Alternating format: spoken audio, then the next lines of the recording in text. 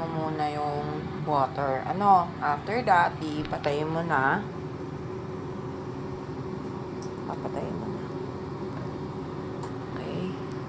Tapos, ito na yung basins natin. So, ilagay na natin. Patay na yung water, no? Tapos, saka mo ilalagay siya. Yan. Ganun. Again. Stir mo ng konti. Okay. That's it. And then, overnight, takpan na natin siya.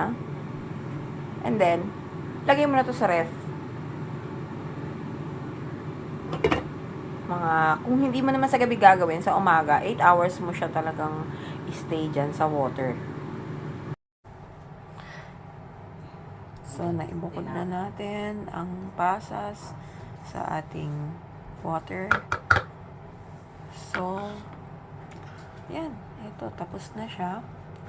And then, inom na lang tayo ng maliit na baso sa walang laman natin na stomach, sa empty stomach.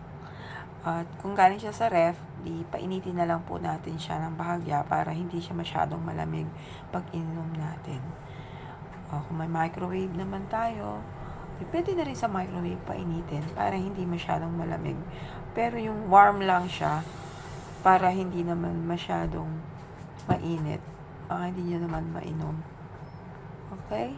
This is our water raisin water. Hindi pa na na-open, lalo nag-yelo.